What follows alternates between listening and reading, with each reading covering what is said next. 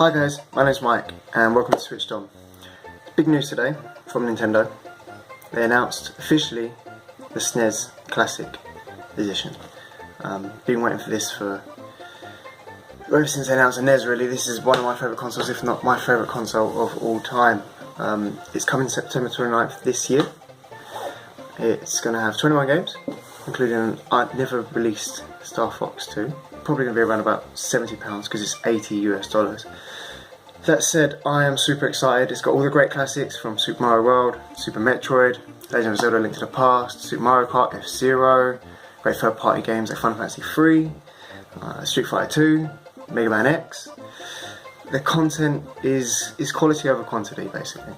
A little bit less than what the NES has, but you're talking about some of the best iterations of Nintendo's franchises exist on this console, at least in my opinion. Now, I think most people could have predicted this was going to happen. I think we're going to see this trend move through each of Nintendo's classic consoles, up to the N64 to the GameCube perhaps. It's a good move by Nintendo. I think it will run a limited run. I mean, there's rumblings from Nintendo already that it's going to be a limited run through 2017. So it's going to be quite rare and maybe quite difficult to get. In keeping with Nintendo's history, that may be the case. Although it's hard to judge Nintendo by the history at this point in time. Star Fox 2, that's the big one.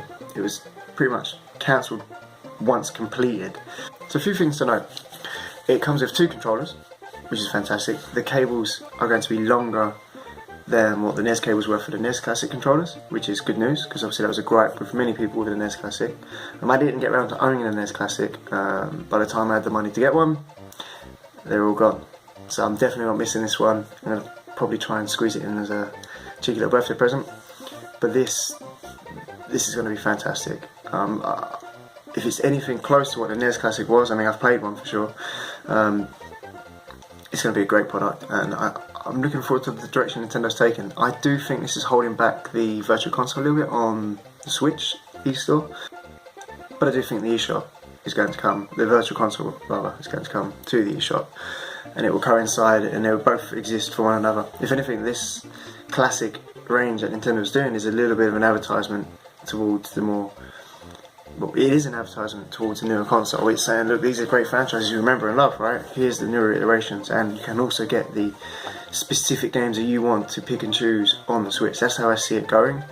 Time will tell, but we'll probably see around about, I think, middle of next year is my guess, to some sort of word or some sort of indication to the Virtual Console. So all in all, we've got 29 games, 14 published by Nintendo, a couple from Capcom, a couple from Konami, a couple from Square, or Square Enix, Square when they release games, and they're all great games. There's not one dud in that list.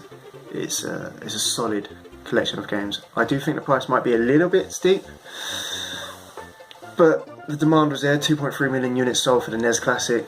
Probably going to sell more SNES units.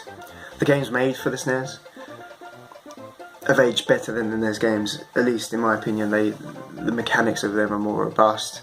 The pixel art is easier on the eye, at least in most cases, and considering Nintendo's franchises alone, we're looking at some of the best iterations of their franchises on this console, and that's up for debate, but Super Mario World is one of the best Mario games to date. Super Metroid is one of the best games, full stop, period. I mean, A Link to the Past, to many that's their favourite Legend of Zelda. I mean, not my personal favourite, mine is Ocarina of Time, but still it's a solid entry, probably the best 2D entry in the series. And I say 2D, I mean, obviously it's top down. Earthbound, Super Mario RPG, Donkey Kong Country.